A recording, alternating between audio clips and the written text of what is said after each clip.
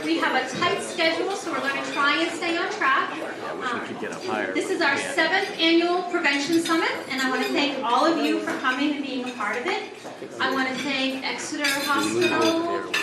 I'm not sure if Jen is here, but Exeter Hospital has been a huge supporter of the Raymond Coalition for Youth, and we want to thank them for sponsoring this event, and also our Project Safeguard for our 7th and 8th graders that we do every year. That event this past spring was sponsored by them as well, so we're very grateful to Exeter Hospital. Thank you.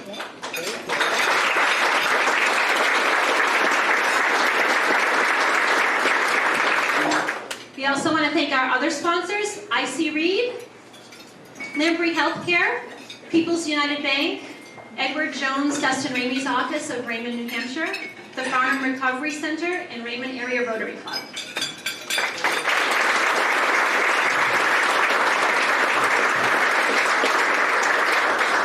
We have lots of people taking pictures today, so please smile. We make sure there's no, as Mr. Barnes said, no broccoli in your teeth when we're taking pictures. They're going to be shared on our social media sites. If any of you are on there and sharing them, if you want to include the coalition. Recently, somebody put RCFY rocks on our Facebook page, so I thought that was very cool. We didn't even ask for that. They just started doing that on their own. And our other hashtags are Drug-Free Raymond, because that's one of our big campaigns. And we're also very grateful for Lily Jack Photography. Her pictures will be coming up, and not today, obviously, because she doesn't work on them, but we're very grateful to have her here today as well. Thank you, Kate.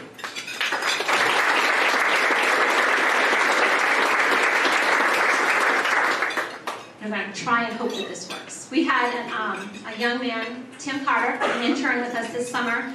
Tim is very near and dear to my heart. He's been with Youth Action for many years.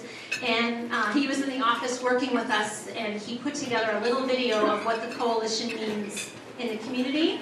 And I'm going to try and make sure this works.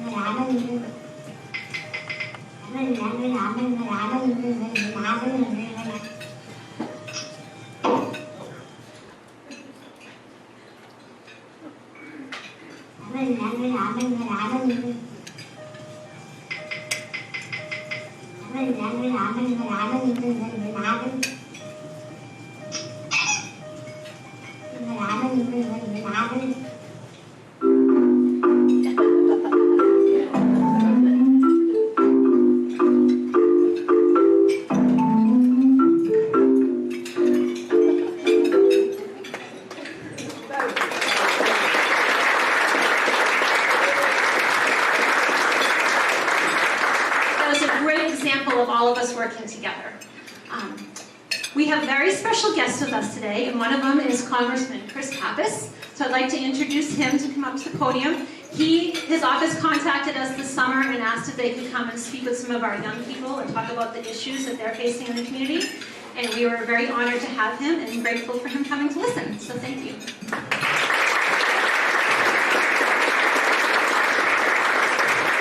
Thank you so very much, Celeste, for all your dedicated work, and to everyone who is a part of this effort, especially the students. This is a really impressive drug-free community operation in Raymond. We had a nice conversation a few days ago in Milford with drug-free communities programs from across the state of New Hampshire, as the director of the Office of National Drug Control Policy was here in New Hampshire. And I think he was very impressed with what he heard from you and from the other communities across our state. I think what's really wonderful about this model, and you see it here in this room, where we have business owners, law enforcement, students, health providers, folks who have been working on these issues for years, coming together and understanding that what happens with one individual's struggle with addiction is all of our struggle. And that person shouldn't be isolated, shouldn't be on their own, that it's up to us to take ownership over this issue because it impacts each and every one of us. We all see it in our own families, in our own businesses, in our own communities, And if we're going to confront this crisis head-on, this crisis of addiction, it's going to take all of us to be in the room and be a part of the conversation. So I really want to thank the Raymond Coalition for Youth for the work that they're doing to move this conversation forward in a really effective way. I understand you have some pretty encouraging data that you've received recently from the Youth Risk Behavior Survey. That is credit to all of your efforts as part of this Drug-Free Communities Grant Program. So congratulations on all the success so far.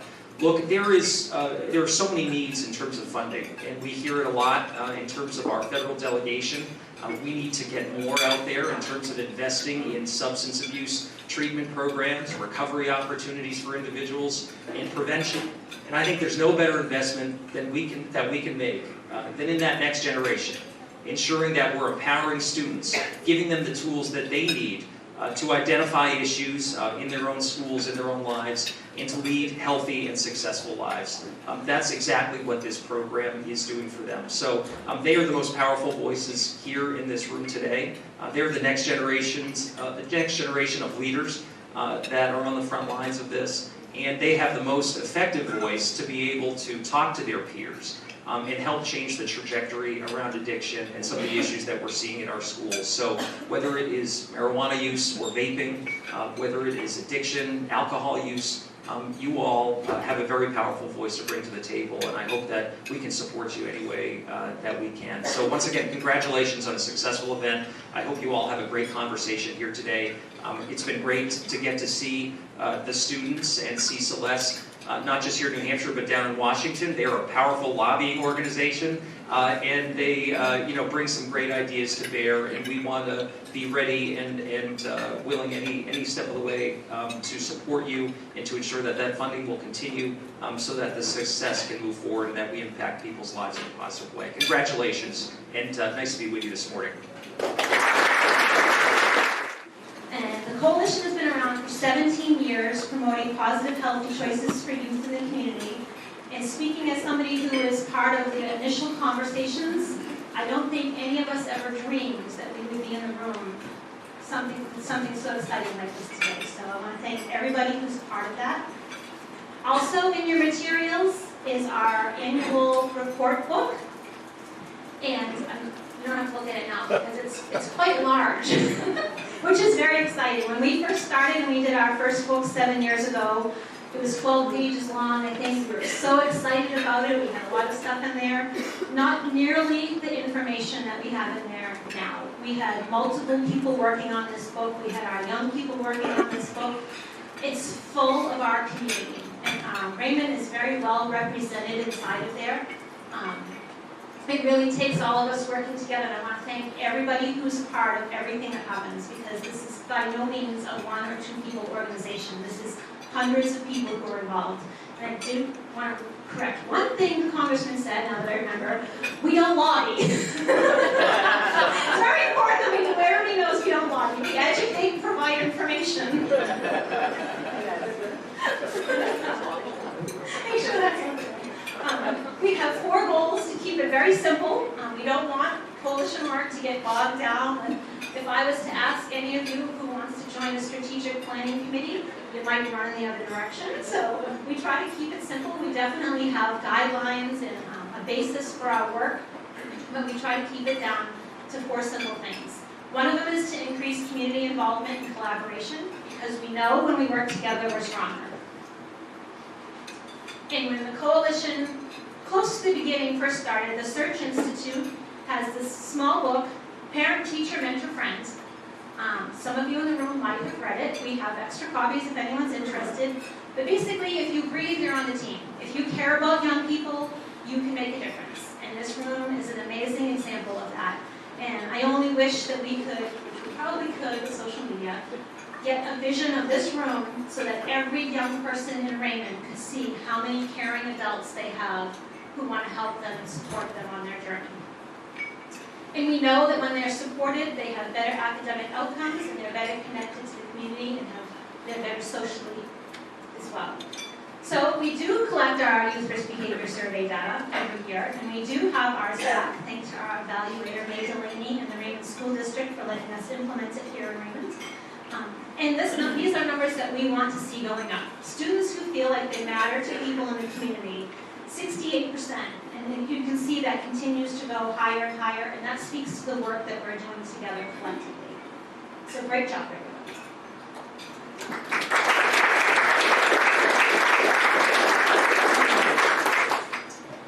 Pastor Kevin McBride from the Raymond Baptist Church is not with us today, but he is the chair of our recovery task force that's been meeting since 2016. And something that we are very adamant about trying to do our best at is bringing hope to our community. And there's families, individuals struggling with a lot of things going on in their lives today. And if we can be a ray of hope for them and give them something that things can get better, then we want to do that. And an example of that would be this past summer, a woman came into the town hall, and my office is located in the town hall. Thank you to the town of Raymond. It's a small little office, but great little things come out of that office. And somebody came in, and she was obviously in distress and looking for help from her family. And one of the town employees took her to my office, and she came in, and she was embarrassed. She was on the verge of tears, and she didn't know where to go. So we took her in, closed the door, and told her that she was in a safe environment. I understood what she was going through, and she could talk freely about anything she wanted to. And somebody in her family, she suspected, had a problem with prescription drugs. So we had a conversation. I was able to connect her to Ann and Tom Keith, who were in the room and run our family support group for families who are struggling with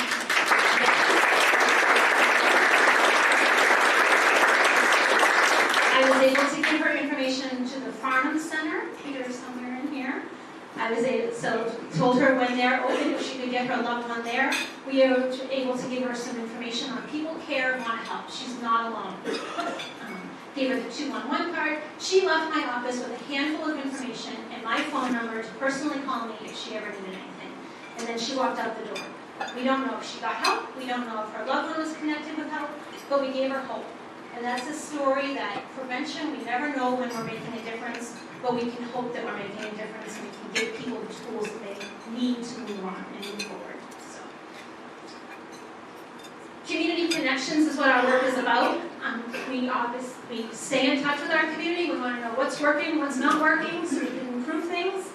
And the people who are connected to the coalition are far beyond Raymond, New Hampshire. And I'm going to emphasize just one number on the slide because Kathy is very excited about it, that we reached 368,000 people on Facebook alone last year. So that's pretty exciting in all of our prevention efforts. The little town of Raymond has a population of about 10,000 people. So another quick couple of stories for connections are, because again, we're about connections and making sure everybody knows where to go. Our fire chief, who's not with us today, I wish he was because he got this going. He came to me, someone asked him if we could provide, they offered to work with the fire department to provide emergency bags, if you will, when they go to an overdose call, which would have connection to help, some Narcan, some information to connect that person to some services. And I made some phone calls, and it was going to be a process, and then I said, wait a minute, we have all of this. Doug Griffin, who's from the Addiction Policy Forum, thank you very much, Addiction Policy, he stopped by the meeting this summer, and he gave me little bags for the Addiction Policy Forum with some information on substance misuse in them. We work with Brandon Pathways. They had given us a supply of Narcan that we have in our office. So we put the Narcan inside the bags. Then we work with the Harm Reduction Coalition for New Hampshire so that we can prevent disease and get people, as oddly as it sounds, safe needles if they're using drugs.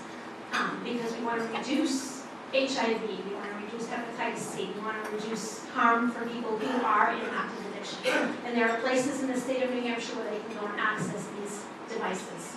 So we put that card in there so they would know where to go in the state to access that. Then our resource card, and again, a card that says people care and want to help. Gave 6 things to the fire chief 2 weeks ago. He came into my office on Monday and said they went on a call and already delivered one of those packages to somebody who was in desperation when they came to their house to administer Narcan to them. So again, another story of hopefully we made a difference for that family. Hopefully they're going to be connected with help, but we won't know, but we can hope.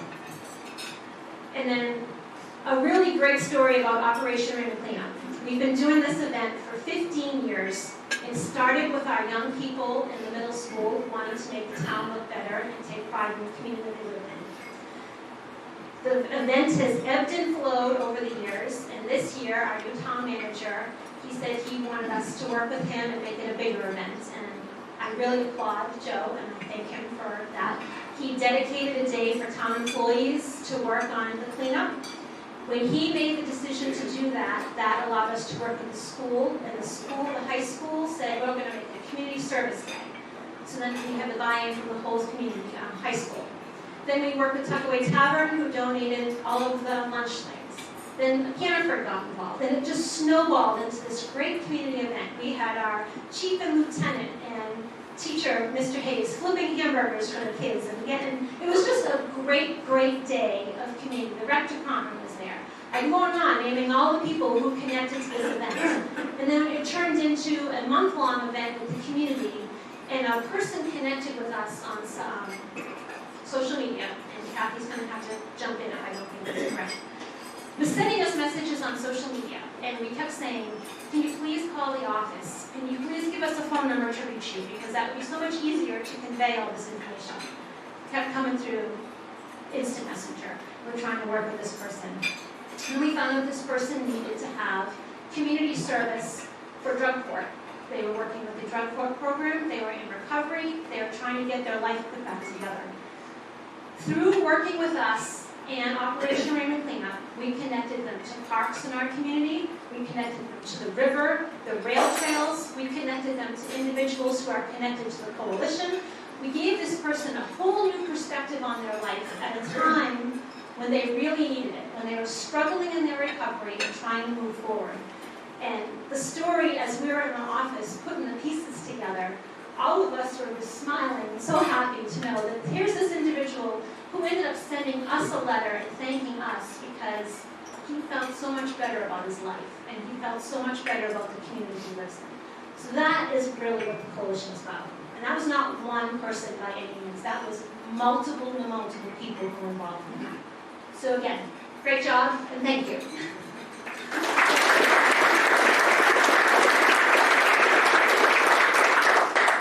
Goal 2, and we would definitely argue, is our most important goal, to engage and empower our youth voice.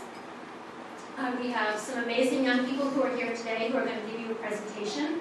They're going to be talking about stress. We all have stress, but sometimes as adults we forget that young people have stress, and sometimes much different stress. I'm not going to take that away from them because they have a whole presentation on that, as does our keynote speaker, who we're very excited to have with us. But it's important for all of us to know that if we reach out to somebody, a problem shared is a problem halved. If you can talk to somebody, everybody needs somebody to talk to. And if we can get that message out, we can make a huge difference there as well. So that's something we're stressing with our young people. We want to make sure that they know that any problems they have, they're not living those problems by themselves. That their peers probably have the same things happening in their lives. Goal 3 is to reduce substance misuse, and this is the exciting part of the day. We've been working on that. That's what the coalition started 17 years ago to help bring down substance misuse rates in the state of New Hampshire. And our monthly coalition meetings on the second, I should make sure all of you say this, on the second Thursday of the month, 9 to 10:30, and we're at the Raymond Baptist Church. They have been happening every single year since we started, and great things come out of those meetings. And this is an example of the connections that we make there. So we collect our youth risk behavior survey, and we have it back from Raymond for 2019. And since 2007 to 2019, we went from 47% of young people reporting using alcohol in the past 30 days to 23%. That is a huge decrease.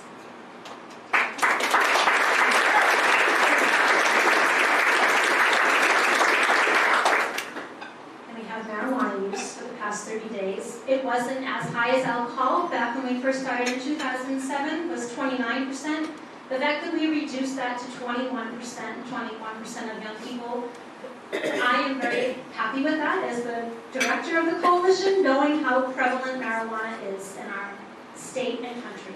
And there's a little bit more about that in the end. But the fact that we reduce that is a testament to our young people and their voice and to everybody in this room. So thank you.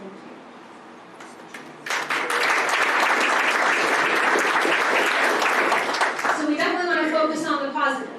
77% of our Raymond High School students have not used alcohol in the past 30 days, and 79% have not used marijuana. So we want to focus on the positive for them and have that be a message that they take. Vaping is huge. We've heard about it. I heard today on the way here, 19 confirmed deaths for vaping. So that is definitely a serious issue that we're working on. We have partners in the room. Our health teacher at the middle school has been focusing on this. So we've done a lot of prevention work. Tobacco is the orange. You can see cigarette use because we've been talking about cigarette use. Everybody knows cigarettes are harmful. That's gone way down. We're very happy about that. Vaping has increased by 3%. And to be quite honest with you, that's an increase that we're okay with because we actually thought it was going to be much higher. We're not okay with it, but we're relieved it's not much higher than it is. And we have a lot of programs in place, a lot of education that we're working on to address that in multiple facets in the community. This is a great slide of thinking about a unified message. If we think about if everybody has the same message, we can change behavior. If I asked anyone in the room who texts and drives to raise their hand, I shouldn't do that because there's law enforcement. But not too many people would raise their hand and say they text and drive, because hopefully we've gotten the message it's dangerous and just as dangerous as drunk driving. But you can see the huge decrease in young people saying that they text and drive. It continues to go down because everybody says don't text and drive. If everybody said don't drink alcohol, don't use marijuana, don't vape, if we had a consistent message that everybody knew because it's dangerous, we would have really great rates across the board.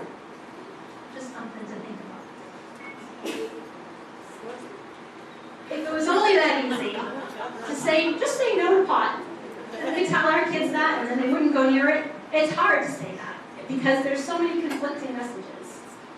If you go in, this is in the grocery store, this is in Walmart, this is in convenience stores, everywhere you go, they are seeing conflicted messages. Not just kids, adults are seeing very conflicted messages about marijuana. Is it safe? Is it not safe? We know people who use it therapeutically for medical conditions and are getting great relief.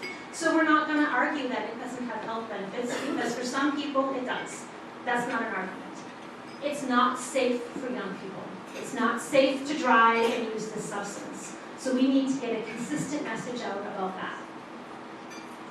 If you think you know marijuana, again, our intern Tim this summer put this slide together. This is today's marijuana. This is what it looks like. It comes in many, many different forms. It's used many different ways, has many different names. I'm sure if we asked our law enforcement in the room, they could probably think of a few other names to put on there that it's called as well. The fact is, it's much more dangerous than it was in the 60s, 70s, 80s. Very, very high potency THC. And we need to be aware of this. Marijuana in New Hampshire is decriminalized, so no one's sitting in jail for a little bit of marijuana. No one's not going to college for a little bit of marijuana. And again, therapeutic, we have that in New Hampshire, so if somebody has an ailment or a condition, they can access the therapeutic marijuana that they need. It is illegal still. House Bill 481 to legalize, recreationalize, or commercialize has been re-referred, which means it's pretty much on hold right now. And we have some young people in the room. I'm going to call out Alex because Alex went to Concord and he was very brave this year. It's hard to go to Concord and advocate for something that's important to you. And when you go up there and you try to inform and educate people on why marijuana is dangerous, there are hecklers in the room sometimes. There are people who can be very rude. There are people who can scream and yell at you. And Alex was brave and went up and spoke, so I give him huge credit for that.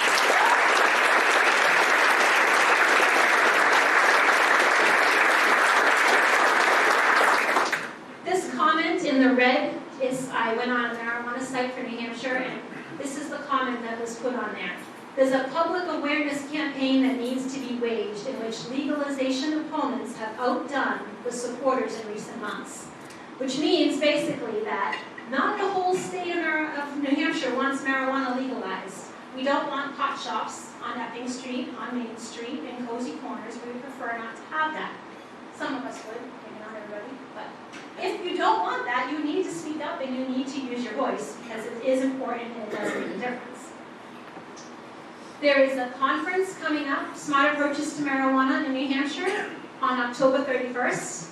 Hopefully, some of you got an invitation. I want to make sure everybody knows that if you are concerned about this in our state, you are invited and welcome to come, and we can get you some more information on this. It's going to be in Portsmouth, and it is free, and it is to get out in front of this. The towns and municipalities can do something. They can have policies put in place so that we would not have a pot shop in Raymond if this does get passed, which would be important. I can tell you in Colorado, there are more pot shops than McDonald's and Starbucks combined. So think about how many of those shops there are, and there are more marijuana shops in Colorado. So enough about that. Goal 4 is to ensure the long-term sustainability of the coalition. And people, obviously all of you in the room, share your time, talent, and treasure, and we're very grateful for that. That's our people capacity. I'd like to say thank you to our board of director members who are in the room. And on this is a good time for a side note. People were dropping like flies from illnesses yesterday. From the flu, head colds, intestinal. Wash your hands and go get your flu shot. It's another prevention message for you. But we do have an amazing board of directors. My staff team in the office is, I don't know how many right and left hands I can have, but they're just amazing, and I'm very grateful to all of them and my wonder team. We did lose 3 people from the board who have stepped down this past year for illnesses, relocation, and issues with family members. So if anyone's interested in being on the board, I know we have a few people who have expressed an interest. We're very excited. We do have a meeting Monday night at 4 o'clock, and I am happy to talk with you, or our board chair, Allie, will obviously be very happy to talk with you as well. So, something to consider. We are in year 10 of our drug-free community grant, as I mentioned. That grant has given us the capacity to move forward. It's taught us, we've learned from it, and it's given us a foundation to succeed. We have models, we have a strategic prevention framework, we know what strategies work. So that's why the coalition is here, and that's why we look forward to being here for a long time. This is our budget. If you look at this wheel, the blue section is what our drug-free community grant provides us for funding.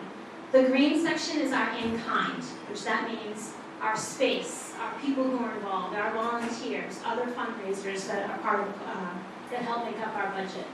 That 26% DFC gives us the rest of our budget to help us move forward. It gives us our foundation.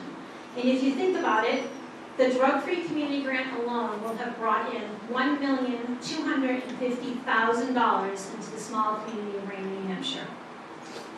Along with that funding, it's matched by $1,875,000 in in-kind services.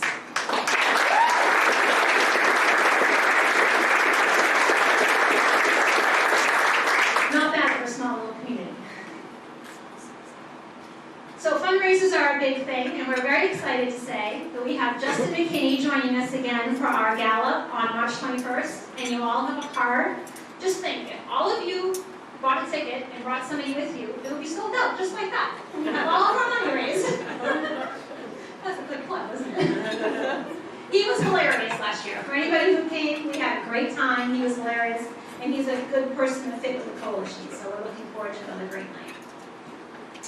And that's it. That's the coalition has given us the roots in the community. We hope to be here for a very long time, and I thank all of you for everything that you do for us.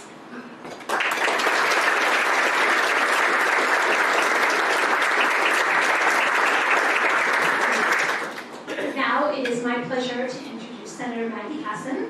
We're very fortunate to have a senator who listens to what the issues are that we're facing in our community when we provide her information. We don't lobby, remember that. But we do go to Washington for the CADCA community anti-drug coalitions in America. We've gone as part of our grant, and we are able to share data from Raymond. We're able to talk about the great work we're doing here in the community, and it's great to be able to be so in touch with people who are advocating for us at a federal level. So with that,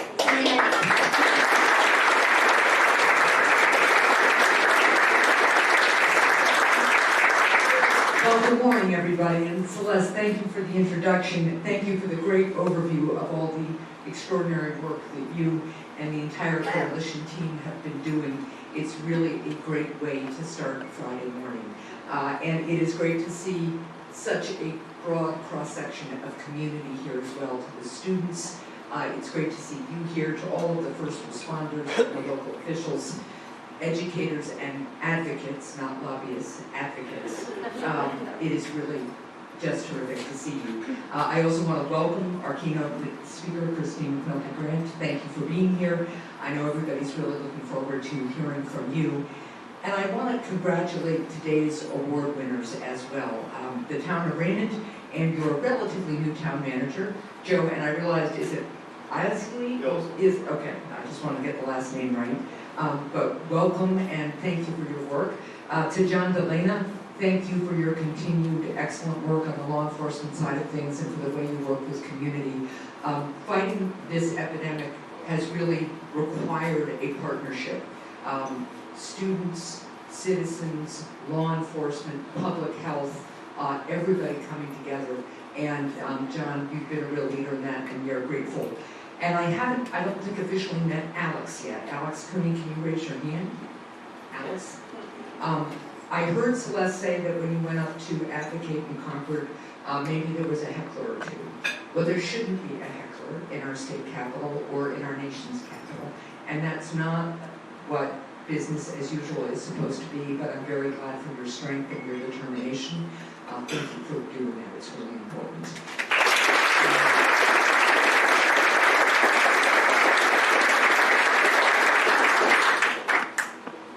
And for everybody here gathering together to mark another important year of the work of the Raymond Coalition for Youth, thank you for taking time out. Thank you for focusing on the importance of this coalition, and in doing that, really sending the message that coalitions like this throughout our communities, our state, and our country are in fact what bring about change and truly make a difference. We all know far too well the painful impact that the substance misuse crisis is having on our families, on our communities, on our economy, our entire state, and our country. New Hampshire was at the beginning of the fentanyl epidemic and felt the impacts of that very, very strongly and deeply, and our mortality rate continues to be an outlier in the country. But I will tell you that in talking with my colleagues from around the country, we are not alone in this particular challenge. And I believe that as we are coming to terms with our challenge and organizing as the coalition has, we are also showing other citizens around the state and country of the kind of work we're going to need to do together to turn the tide on this epidemic and really bring about change. Far too often, the substance misuse crisis impacts young people in New Hampshire, sometimes because they develop a substance misuse disorder themselves, sometimes because they feel the impact of it in their families or in their community very, very starkly. We know how much the substance misuse crisis and the ripple effect of it has hurt the development of our young people and their long-term health. And that's why the support services provided by the Raymond Coalition to counter that negative impact and to help give people the tools to stand up, advocate, fight, and get better is really an incredibly important thing, and has had really, as we've seen from your data, a positive impact on young people in the community. You're doing vital work to bring stakeholders together, to empower young people, and to prevent substance misuse before it starts, which is, of course, the ultimate goal here. More important than anything is the work that so many of you in this room and beyond have have done to end the stigma that comes with substance misuse. Until a lot of you stood up and really talked about the reality of this disorder, the reality that it hits people from all walks of life, that people develop the disorder for different reasons and in different ways, but that it is a disease that needs to be dealt with as such. Until you all did that, the stigma kept us from dealing with this issue the way it needed to be dealt with. You all should be incredibly proud, because being the first person or even the second or third person to stand up and say, this happened to me, or this happened to my family, is really difficult, but it made all the difference. It has allowed me, as I advocate in DC for resources, and it allowed me as governor here in the state to kind of sometimes take people by the lapels and say, this is a substance use disorder, this is an illness that hurts everybody, and it impacts everybody. And it's not an issue of character, it's an issue of disease. And it was your voices that made that difference, so thank you for doing it. The numbers that Celeste has showed are incredibly impressive. We obviously have more work to do, and I want to just touch on a couple of things that we're trying to do in DC to help you all do the work that has been so essential. My top priority is ensuring that our communities have the resources they need to combat this crisis. And that means working with members of both parties to strengthen prevention, treatment, recovery, and law enforcement efforts. Celeste talked about the importance of continuing the drug-free community grants. We are working as hard as we can to advocate to do that. I do want to let you all know, too, that at a time when what you hear out of the news about Washington is about partisanship and discord, there is bipartisanship and unity about addressing this issue. And I want you all to understand that you don't hear about it on the news because it doesn't make great TV, I guess. But we are working together to try to bring resources to our communities. This is not a partisan issue, and I want you to know, too, that one of the reasons it isn't is because you all have done such a good job of shining a light on the disease and helping people understand that it impacts everybody. I've worked with our congressional delegation to secure more than $50 million over 2 years in additional federal funding for New Hampshire to support your frontline efforts. It's not enough, but it's good. Last year, the President signed into law the Support for Patients and Communities Act, which took many steps forward, including establishing comprehensive opioid recovery centers. That's a place where we're going to be able to do integrated work and develop best practices that can be shared all across the country. It supports law enforcement in efforts to curb fentanyl shipments through the Postal Service, because as you may know, fentanyl comes through the mail. It's so lethal in such small amounts that it's very easy for smugglers to just send through the mail, and we had to make sure that the Postal Service had the instruction to and the tools to stop it, to inspect packages and find out the source as well. We're expanding access to medication-assisted treatment, and I'm also working with Senator Murkowski from Alaska to finally end the requirement that says doctors have to get a special waiver before they can do medication-assisted treatment. We need more healthcare professionals on the front lines who can help with this disorder, and that provision in the law that says doctors have to get special permission to do it is incredibly outdated and in fact related to the stigma that kept us from dealing with this for so long. So we're working on that, as well as pushing for millions more in funding for programs related to mental health, substance use disorder, and suicide prevention programs for youth. That is part of the push we have in our federal government spending bill for 2020. I'm also co-sponsoring the Mental Health Services for Students Act, which would establish grants to help schools provide much-needed on-site comprehensive school-based mental health services for students. We have some good pilots in New Hampshire where we're working on that. We need to make this more available in all of our schools. And I'm co-sponsoring something, it's another bipartisan bill called the Stand Up Act, which would provide middle and high schools with suicide prevention training and improve the safety and security of students by establishing a set of guidelines and protocols for when the threat is identified. I wanted to touch on a couple of things that Celeste brought up. Vaping. First of all, we have been pushing for a while now to get the FDA to keep any of the e-cigarette manufacturers from marketing their products to children.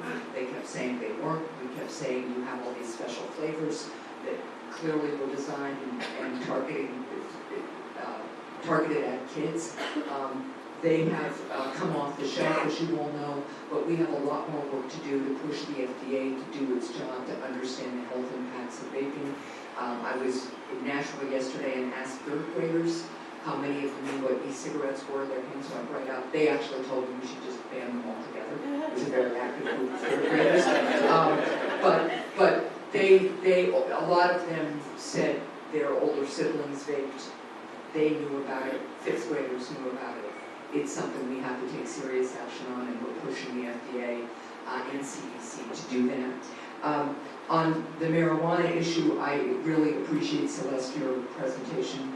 I have been pushing to allow the CDC and NIH once again to actually study the impacts of marijuana, because there is a perception out there that it's perfectly safe, and we know from some studies, especially for young children, it isn't. But we need to have the research. And for the young people in the room, I would also, if you want a study project, one of my concerns is that just the way big money drove our tobacco addiction, I'm very concerned that big money is going to start driving marijuana addiction.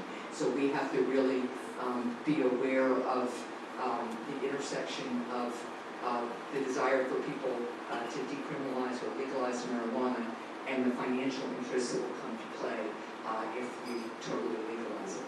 We're going to regulate it really, really carefully.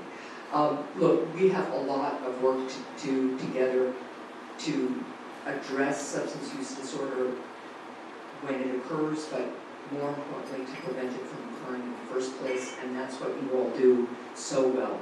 We need to support those who are struggling with addiction. We need to realize that recovery is often a multi-step process, and that there are relapses just as there are in other illnesses. We got to stick with people. We got to gather data, and we got to make sure we're giving them options so that they can get better in a way that works for them. We didn't get here overnight.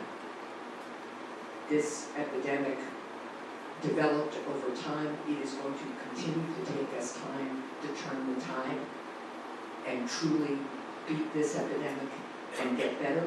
But we are making positive steps, and that starts with all of you. Celeste said and pointed out that the theme of roots in the community was this morning's theme, and I am struck by how important the work we do is not only for establishing roots when it comes to drug-free communities and making sure that we have the prevention tools we need, but roots in the community really speaks to what we need to do to keep our democracy healthy as well. For the young people here, the skills you are developing and advocating for yourselves, for your classmates, and for better, safer, healthier communities are the same skills you will need to have your whole life to be effective citizens in a democracy. We believe in freedom for individuals, and we believe in dignity for individuals because that empowers people. And it is empowered people who come together, who make strong communities and who make strong democracies too. That's more than anything what I see when I talk to members of the coalition and when I look at a room like this. In New Hampshire, we love freedom and we love individualism, but we build incredibly strong communities because of that love for each other and our belief in the power of the individual. You are empowering individuals every day with the work you do. I couldn't be more proud of it, and I couldn't be more grateful for it. Thank you so much, and have a great rest of your day.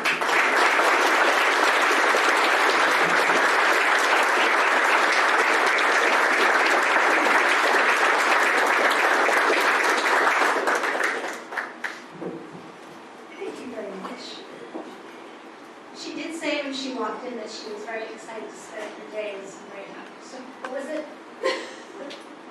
I I told my husband I was going to one of my favorite events of the year and seeing the best people on earth. Got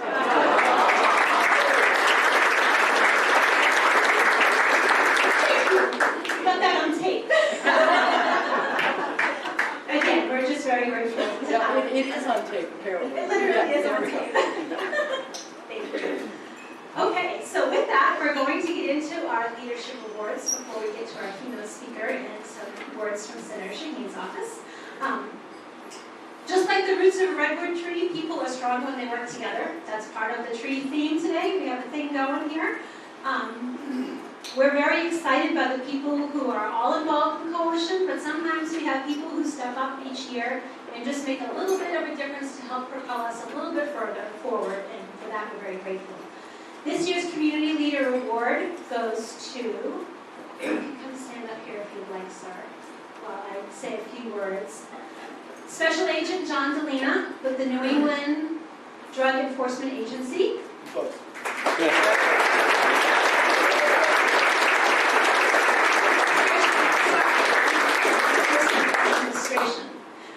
We've been working with John.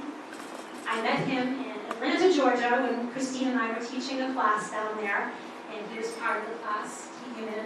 He actually helped with some liquor laws from New Hampshire that we were citing, so that was good to have him in the room for some of the work that we do. John has been on WWR, he's been on WZID, and he gives shout outs to the Raymond Coalition for Youth, which are huge. He wears our gear, which we're very excited to let him know that he has a very cool sweatshirt now. So we're very excited to announce John Delina as our 2019 Community Leader.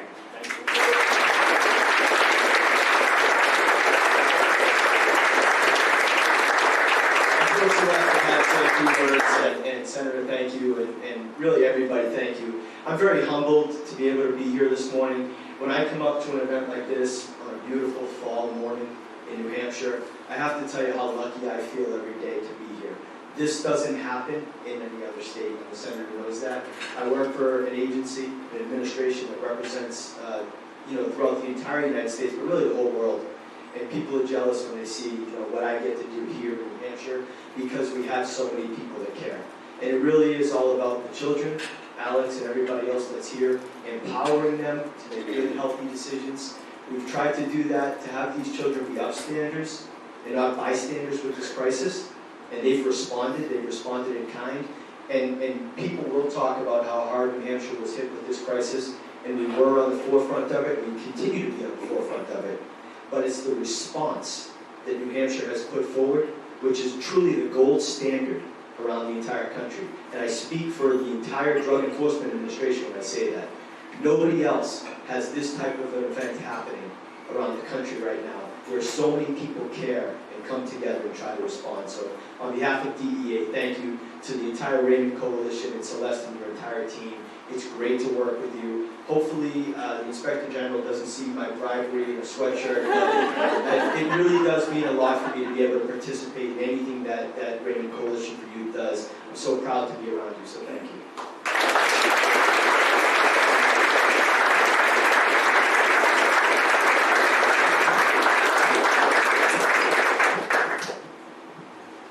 Okay. Next is our Community Partner Award. We have some pretty amazing partners who are part of the coalition over the years. You can see who received it. I'm very excited and grateful to all of them. This year's Community Partner Award goes to the Town of Raymond and Town Manager Joe Isley.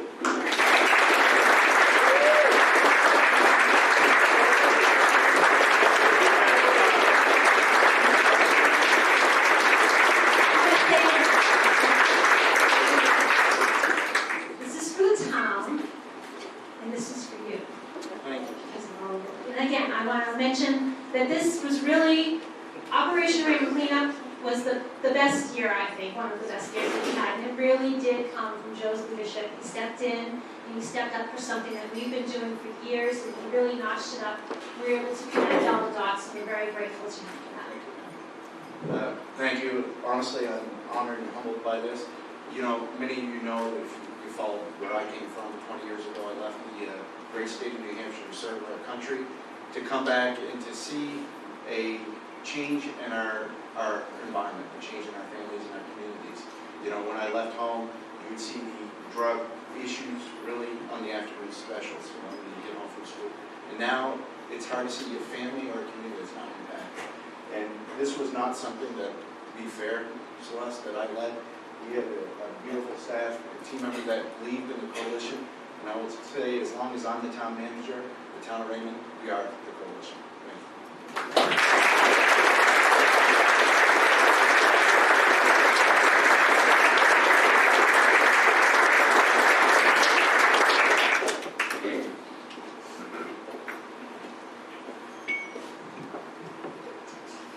So when we think about a youth leader, we think of a young person who has gone above and beyond their duties of being an active member of the coalition. This young person helps pass along the message of prevention and positive healthy choices for youth to their peers and others in the community. Our recipient for this year's Youth Leader Award has been a member of Youth Action for 3 years. Over the years, this person has grown into a wonderful speaker and advocate for the young people in our community. This young person has been brave enough to speak up in Concord at the State House and has the voice of the young people in our community against the legalization of marijuana. This person also is willing to lend a hand to assist with any project or event, with their favorite event being our sticker shock that we do twice a year. This year's Youth Leadership recipient is Alex Cooney.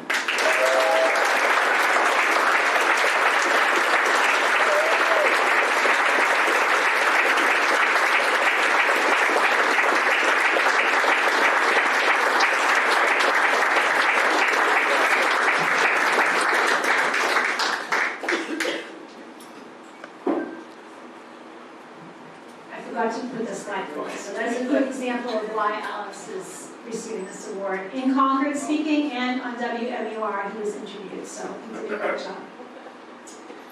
Now I have to apologize because in planning for this, there's a lot of moving pieces and parts, and I don't have a slide for Senator Shaheen. But we have Chris Scott, who is with her, representing her today, and he's going to read a letter, so we're very grateful.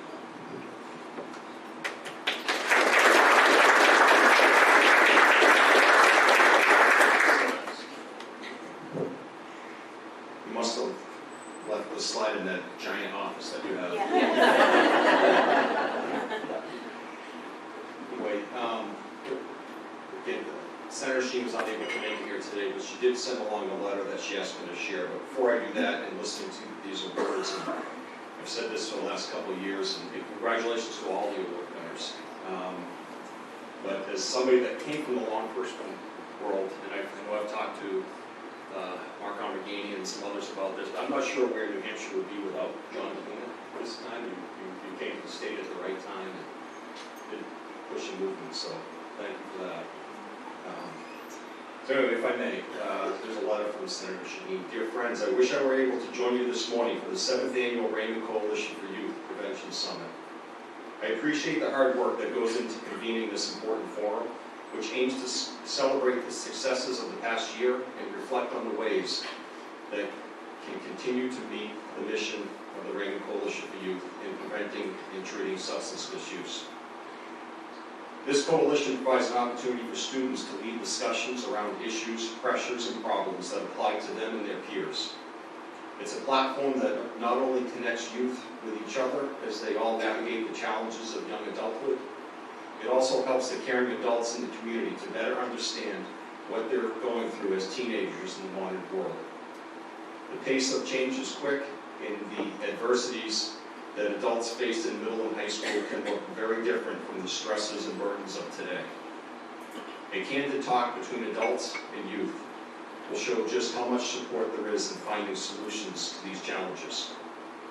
Preventing drug use and addiction from taking hold in the first place is critical to ensuring that today's youth grow to become contributing members of our society. To the students gathered here today, I sincerely thank you for using your skills and imagination to shape effective solutions that will help steer your peers away from the destruction of substance use. Your energy, spirit, and leadership are to be recognized and commended. And your eagerness to join with local groups and businesses to raise awareness reflects a shared understanding that the whole community benefits from you and your peers being healthy and engaged. I wish you all the best in your future endeavors. Signed and sincerely, Jean Shaheen, United States Senator.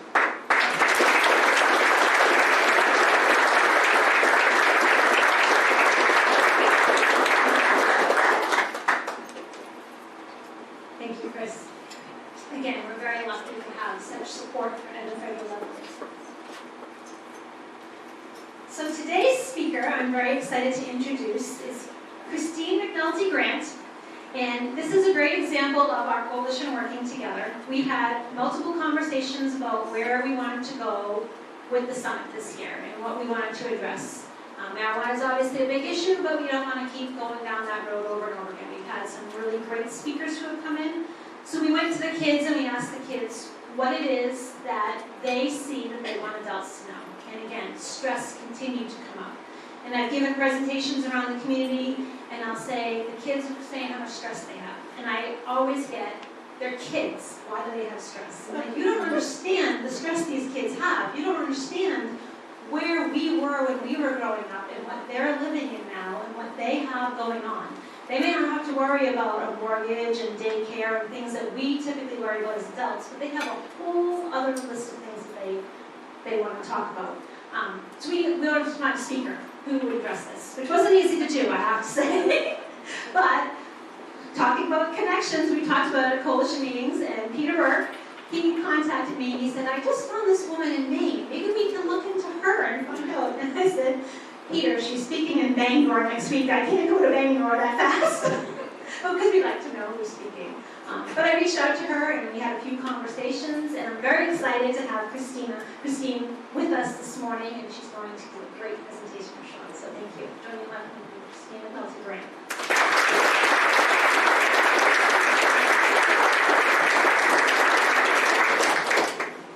So, the first thing I want to do is I want to welcome everybody. This is, wow, holy mackerel, what a great turnout. And like the gentleman over here said just a moment ago, you don't see these kind of groups very often. So I'm very impressed to walk into this room today and see this many people all on a Friday morning to talk about this particular issue and to be a real support for adolescents and teens in this community. So that's really, really cool. And I want to say thank you to Celeste for finding me in my obscurity in Maine to come over here and spend this time with you. So when Celeste and I started talking, she said, I said, well, what are you interested in hearing about? What do the kids want to know about? And she said they want you to talk about stress. And I know a little bit about teen stress. Like I said, like I started to say just a moment ago, I've spent nearly 30 years working with adolescents in various different settings. I know, I started when I was about 4. But the reality is I started working many, many years ago in the early 90s in a locked treatment facility in South Portland, Maine called Jackson Work Institute. You guys probably wouldn't know that, maybe some of you would. And over the years, I've had a chance to work with adolescents, homeless youth, incarcerated youth, youth in group homes, and then I have a whole bunch of nieces and nephews and neighbors and all kinds of other fabulous people that I talk to quite a bit. And quite frankly, teens are literally one of my favorite groups of humans on the planet, which for teens that's cool, but for the rest of you that seems a little strange probably. So that's kind of where I come to you from, is that I spent a lot of years working with teens and thinking about what kind of things stress them out. And we're going to spend the next hour together talking about that. And I feel like I want to, so part of my presentation I was going to ask the teens to kind of jump in and give some feedback. It sounds like you guys are going to do that right afterwards, which is really cool. But I did ask Celeste for some information about what the teens in this community were experiencing, and she did get that back to me, which I thought was really cool, because usually that's an act of Congress, especially in the summer, to get anybody to get any surveys back to you. So that was really cool, and that's going to be part of the presentation as well. But first of all, I just want to say thank you, and I'm grateful. I'm absolutely grateful to be here in front of you.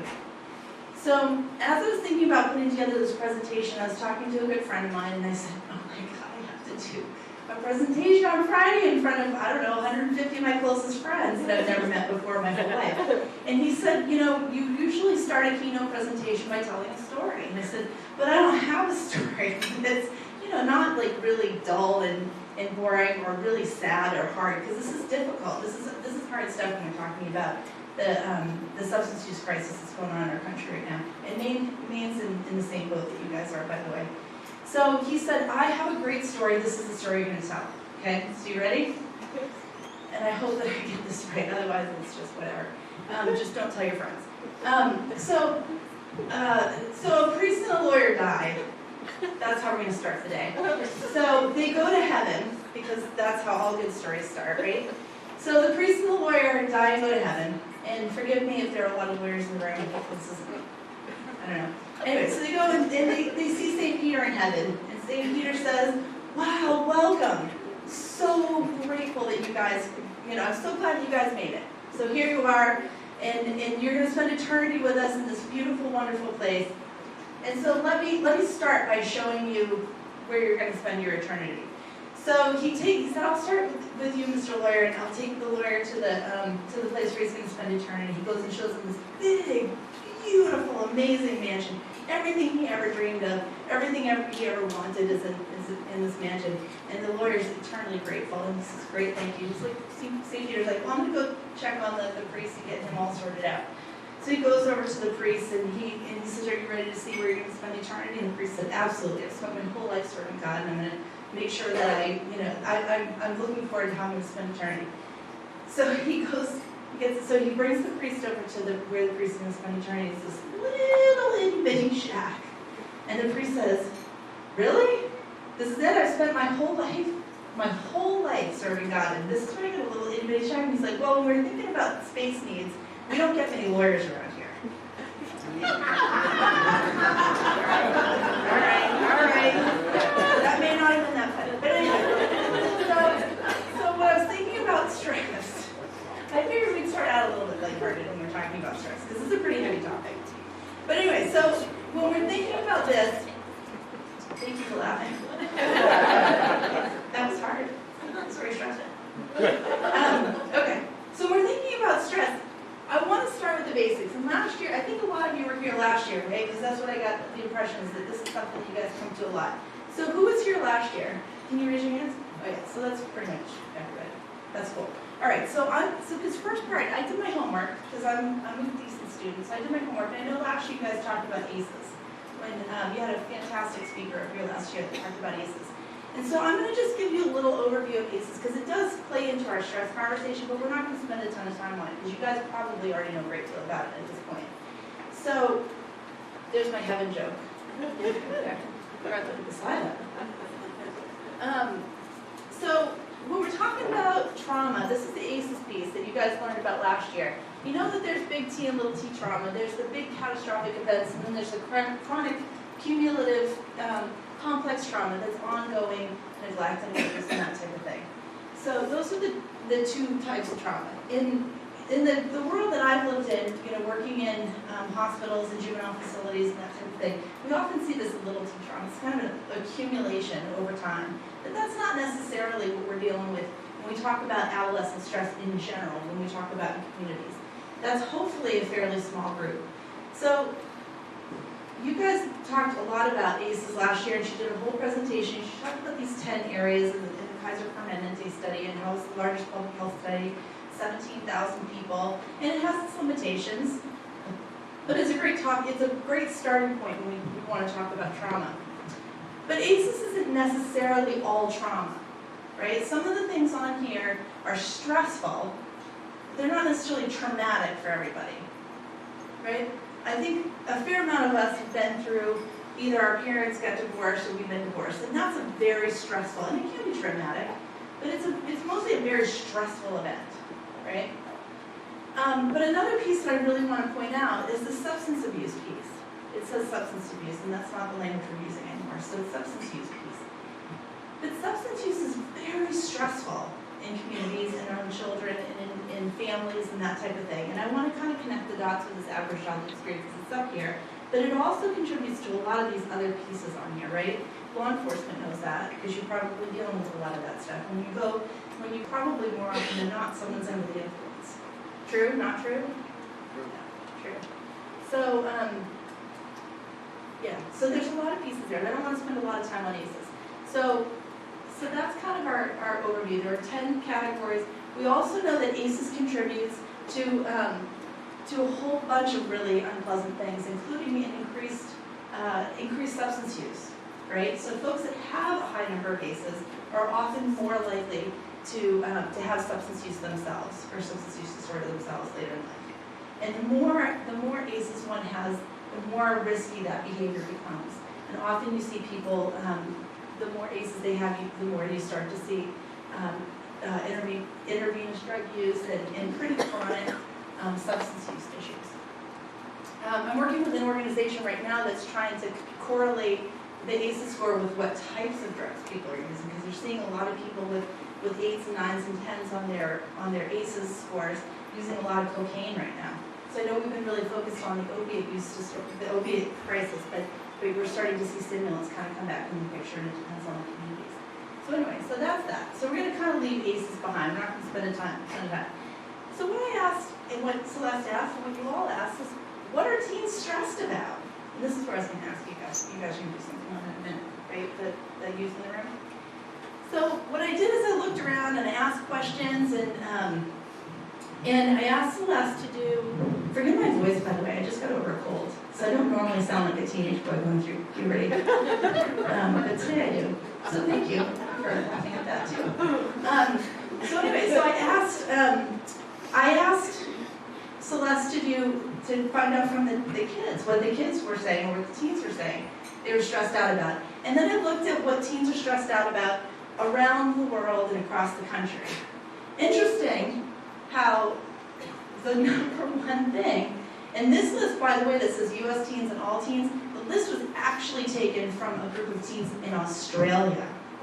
But it matched up with what the teens in the US were saying, and strangely enough, it matched up with what the teens in Raymond were saying. Number one stressor was school. And that's kind of a broad thing because there's a lot of things that happen in school. And so when I started kind of drilling down with my closest friends and people that I know that have adolescents at home, is that there's a lot of things about school that stress kids out. So it's not just exams, and it's not just the pressure of getting good grades and all this stuff. Some of it's dealing with your friends. Some of it's whether you're getting invited to places with your friends. Some of it, there's all kinds of different stressors. And what happened, and what's different from when we were kids to what's going on now, it's not that we didn't stress about those things when we were kids, way back in the Stone Age. We only had to deal with it on kind of one level. Kids today have to deal with it on multiple levels because of the amplification of technology. So they go to school and they have to deal with the stressors at school, and then they come home and then they deal with all the stressors again at home. Am I way off? You can shake me. You can go, no, she's crazy. So it gets amplified for kids today, and you guys probably don't even know that, right? Like I had a list, I don't know about you guys, before technology, before smartphones and all the rest of stuff, we had a home phone, right? And I used to carry about a yellow paper with all my friends' phone numbers listed on it. You folded it up and you put it in your pocket. That's how you kept track of everybody.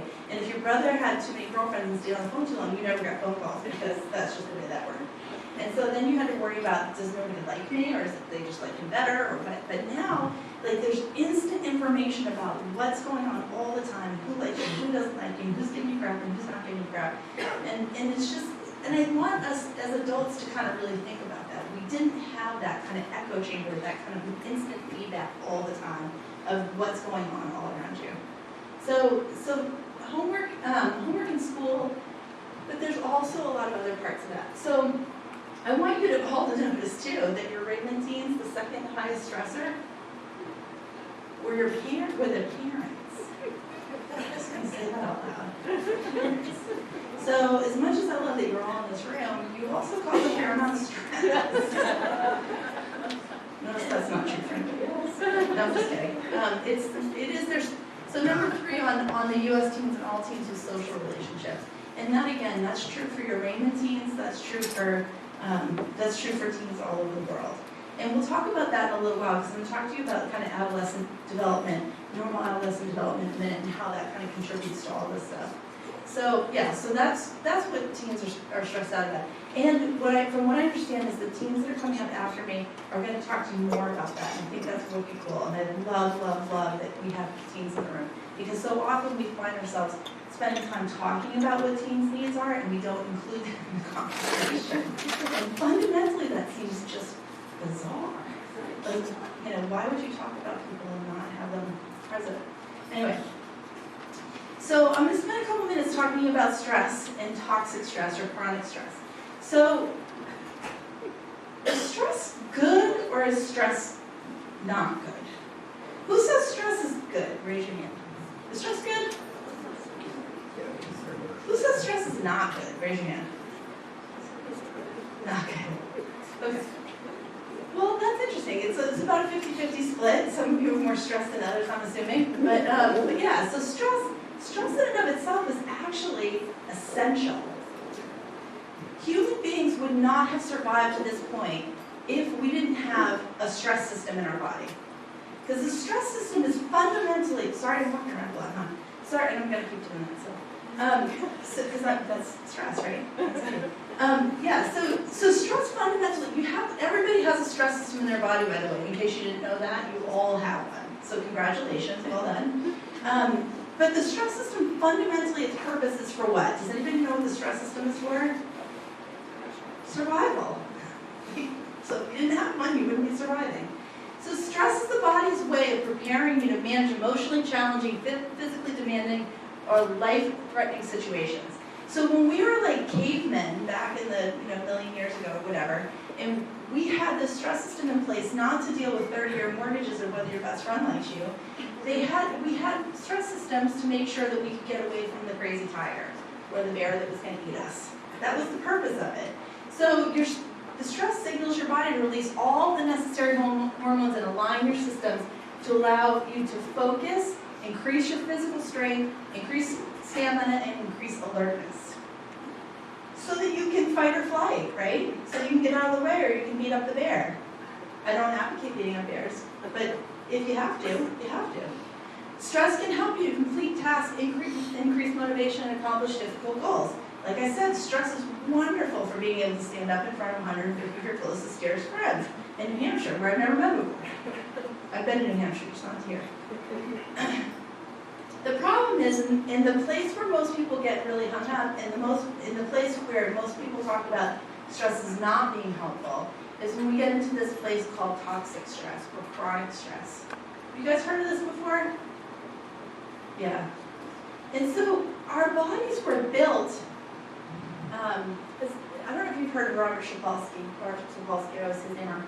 So Robert Sapolsky is a researcher from Stanford University in California who he wrote this great book, and I love the title of it, called Why Zebras Don't Get Ulcers. Have you heard of this? So he spent 30 years in Africa studying baboons to look at their stresses and all kinds of things. But the first thing he figured out by studying baboons is that, number one, he doesn't like baboons. Yeah, baboons are kind of jerky. They're not very nice to one another. But they're very similar to humans in that they can get all their food needs met in a couple of hours. So they spend the rest of the day just aggravating the crap out of everybody else in the baboon troop. But what he says is that the stress system is meant for about 3 minutes of screaming terror, which is followed either by you've been eaten by the bear or you're dead. I mean, you're dead or you've gotten away from the bear. So stress systems are meant to be turned on for a very short period of time, and they move all of your resources out to your limbs to make sure that you can fight or flight against the bear or the dragon or whatever. I like dragons, but so we'll just go with dragon. So, but they're not meant to be turned on and left on indefinitely. And we live in a society now where we turn on our stress systems for all kinds of crazy stuff, including, as young people, what's going on in school, and exams, and making sure that you get enough playing time on the field, and global warming.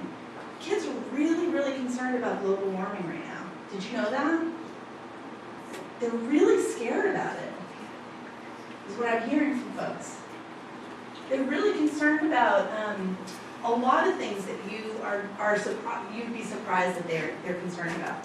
But we turn on these stress systems and we leave them turned on for long periods of time, and this is what we call toxic stress. And our body wasn't built for that.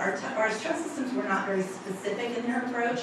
They were very generalized because we didn't, a million, 2 million years ago when we were developing as human beings, they didn't know anything about the internet yet. I know, call me crazy, they're old, but they didn't know anything about 30-year mortgages, and they didn't know about traffic jams, and they didn't know about football teams and whether you were gonna, get invited to a party locally with all your friends. So toxic stress is, through the release of the hormone cortisol, changes the brain. It shrinks the hippocampus, which is responsible for learning, memory, and emotional regulation. When you're stressed, is it easy to remember things? When you're super stressed, it's hard to remember things sometimes. Well, guess what? There's a reason why. Because this part of your brain over here, the hippocampus, not a hippopotamus, the hippocampus, is part of this limbic system down here, and that is responsible for this learning, memory, and emotional regulation piece. When you're super stressed, are you calm and rational? I'm not. I'm not calm and rational a lot of times, but I'm calm and rational most of the time. So this part of the brain is being super affected by that. Also the prefrontal cortex, which is this part up here, which is responsible for executive function, like getting things done in a linear fashion and understanding consequences and that type of thing. That's also affected. In the amygdala, the kids, when I talk about this, the kids refer to that as amygdala, but it's Star Wars reference. Thank you for laughing at that too. I think I'm going to take this on the road. Okay, so the amygdala gets hyperreactive, and the amygdala is all these are part of what they call the limbic system of the brain. The limbic system is responsible for your emotional response to the world. And so when you're super stressed about things, your amygdala becomes more reactive. And it makes things just feel overwhelming sometimes, and it makes your emotional systems just a little bit more sensitive. So that's stress. So what's happening in the body? So this is my friend Captain Underpants, and he's going to shows us a little bit about what's happening in your body. So we just talked about the brain, but you also have these other systems called the autonomic nervous system. Anybody ever heard that term before? It's a big term. Yeah, one person. It's you and me. It's you and me. So the autonomic nervous system is made up of two parts: the sympathetic nervous system and the parasympathetic nervous system. There's three of us because I see a nod over there. So the sympathetic nervous system is responsible for our fight or flight response. This is the system that gets turned on when we're under stress or we believe that there's going to be danger. Something's going to be harmful to us. And that doesn't, again, our system is not very well designed to think about all the different things that might cause us stress. It's really just designed to go bear a dragon. Bear a dragon, get out of the way. So when we think about the sympathetic nervous system, what we notice over here is that the first thing that we notice is that his pupils are very dilated. Why on earth, if you're having a stress response, would your pupils be super dilated? What do you think that would be? Shout it out. So you can see, right? So that you can take in all the information in your environment and make decisions. And that happens in a split second. Very, very, very split second. But I often point this out to groups when I'm talking about substance use disorder too, because what's one of the things that we look at when we're looking to see if people are high? When their pupils are dilated. Sometimes they're in distress. It has nothing to, we already learned that a lot of their brain systems are offline and they're highly emotional when they're under a lot of stress. So I just want to point that out. I'm not saying that that's not true what's happening, but I want to point out that these things are closely related sometimes. So the other pieces that are going on in the parasympathetic system are his heart's beating faster, his lungs are increasing oxygen intake, and his stomach contracts more slowly. Because he's just trying to get all of the blood flow and the muscles ready to be in place and ready to go if he needs to fight or flight with the dragon. So, anybody ever been super stressed and you just had a big meal and it just sits like a rock in your stomach? Everybody have that experience at some point, just doesn't go, well, this might be why, because your systems are off. So what we want to do is we want to get people over to the other side. We want to get people to the parasympathetic nervous system where rest and digest happens, right? That's feels better, it's calmer. And that's what we want to help kids get to. So the rest of what we're going to talk about today is talking about stress systems and how we're going to try to get kids and adults, quite frankly, over to the rest and digest system. Okay. So with that said, I want to spend a couple of minutes talking about normal adolescent development too, because all of these things play in together. And we already talked about how toxic stress increases how reactive people are, or young people or any people are to stress signals and to emotional dysregulation. So teens, of course, are a little bit more susceptible to dysregulation than adults are, right? There's a lot of reasons for that. One of them is, as adults, we have some experience with, we went through this stressful period and we got to the other side and we know that it's doable. We have some experience. Young people don't have that experience, and in the adolescence, when we're learning enormous amounts of new information all the time, our brains are rewiring, they're completely going through an overhaul. And I don't know if you guys are aware of this whole period between 10 and 12 where the brain absolutely reorganizes itself. Are you guys familiar with that as a concept? Yeah, we talk about that as puberty, and it's not. Puberty signals that, but the brain goes through a complete restructure during that period. Between 0 and 10 or 12, we're learning everything, language, walking, getting along in the rest of the world. But for adolescents, we're starting to specialize our knowledge, and that comes through this kind of brain rewire. So that's going to be part of it. So one of the pieces that's really, really, really normal adolescent development is seeking novel experiences, right? If you all want to spend a minute and think back to your own adolescence, this is where you started learning the things that you really enjoyed. You started going out in the world and trying new things and seeing what kind of things that you really like to do and what kind of things you're good at, right?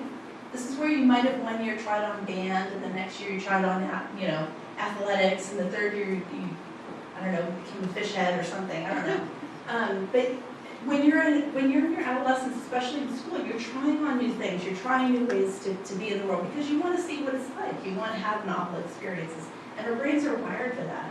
And all of these pieces are fully grounded in evolution. So when we think about the last, the actual concept of teenagers is actually only started around the 1950s. We didn't really have this idea of teenagers or adolescents before then, per se. People always went through that period of time, but you were either a child or an adult. You didn't have this whole separate category. So when we think about 100 years ago or 200 years ago, what was the purpose of adolescence? It was about, or even further back, when you think about like the cave people again that were fighting the dragons that didn't really exist. Sorry. They were out kind of experiencing the world, seeing where the food sources were and that type of thing. That was your adolescence. That's what their job was.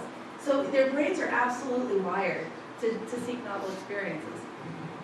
The other normal adolescent piece that you are all probably quite aware of is greater social engagement with peers.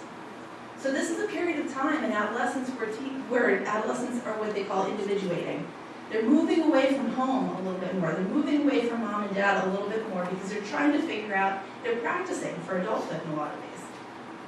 True or not true?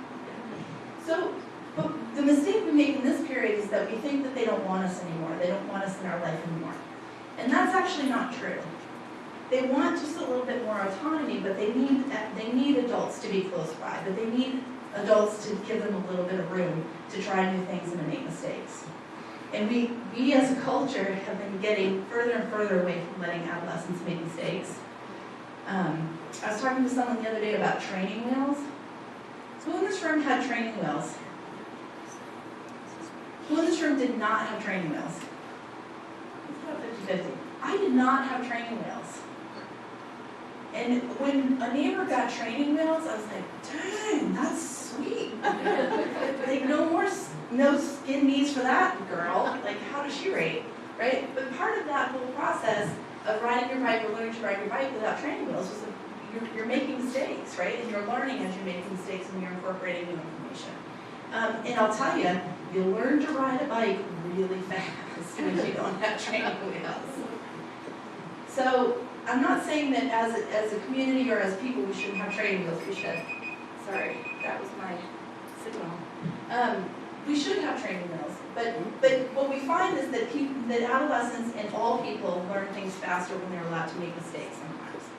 So greater social engagement with peers. They're going to go out. They need to be out with their friends. They need to be out and allowed to make some mistakes, hopefully not lethal ones. But they do need the adults in their life, which is why I'm so grateful to look around this room and see all of you here. They do need you guys to be close by, just as support still, until they're adults. Increased emotional intensity, we already talked about that.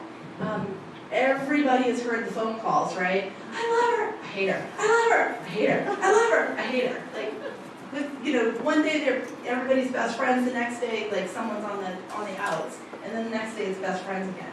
And sometimes it's hard to keep up. Creative exploration, I'm not going to go into that. That's obvious. That's one of the cool things about adolescents too that I love the most. And you've already seen examples of that, like with the little video that someone made earlier. I just thought that was so cool, and I love the way he kind of thought about the dots representing people, and I just thought it was really funny. And then finally, one of a huge stressor for adolescents is the sexuality piece, right? Practicing for adulthood, they're trying to negotiate those relationships and the politics of those relationships, especially in school and online in the world that we're living in.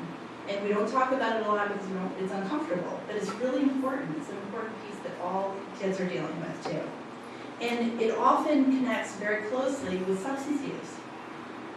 Because one of the biggest risk-taking behaviors that adolescents engage in is whether or not to ask someone out, or whether or not to be vulnerable enough to be with another person. And that's part of adolescence, it's part of growing up. So what we're seeing a lot in this day and age is that young people are bypassing that first stage of that, and they're using social media to kind of jump in the deep end of that pool. And by that time, it's really, really stressful. And so adolescents are starting to use substances in order to make that a little bit less difficult, or less, stressful. So what does stress in teens look like? And this is where I was going to ask for your opinions, guys. That's kind of what we all want to know, right? Because when we see teens, we have all these tropes about how teens are difficult, and they're moody, and they're all these things. And our typical response to that is, what's wrong with you? Oh, they're just teens. They're going through puberty. Leave them alone. But what we need to know is that why are teens moody? Why are teens having such difficulty? And oftentimes it's because of stress. It's because they've internalized stress from their community, stress from their parents, stress from their school, stress and all the rest of the stuff. So what we see a lot is we see, number one, disturbances in sleep. It's normal for youth to sleep in, by the way. Teens require, according to the experts, 10 hours of sleep a night. Of the teens in this room, who's getting 10 hours of sleep a night? Can you raise your hand? None of them. Right? Require. And part of that is because we start school super early and kids stay up super late. And that's not just because they're being a pain in the neck. That's because that's the way their bodies are designed. Physiologically, their circadian sleep rhythm shifts to later in adolescence. I don't think anybody knows why yet. They're still working on that. But because it shifts later, and then we have screens and all the rest of that stuff that kind of contribute to even later than that, and then we have workloads and school loads and practices and all the rest of and homework and all the rest of these things. Kids are staying up later and later, and then they're asked to get up at ungodly. I left my house this morning at 6 o'clock in the morning, and the school bus was already coming by. I was like, what? I don't ever get up that time of day usually, except for to come and talk to you fabulous humans. So one of the biggest things is sleep. So sleep is getting disrupted, and this is a circle, right? Because kids aren't getting enough sleep, so they're super stressed. And then they're super stressed, so they're not getting enough sleep. And it kind of goes back and forth and back and forth. Am I right? No? Yes? Okay. The other thing is poor diet. So as teens start to get more autonomy, they start to make their own food choices, right? So they're out in the community and they're eating Cheetos, and they're doing all these, they're eating all this crap that mom and dad said, probably not a great plan. But what researchers are finding is really poor diets lend themselves to stress and anxiety.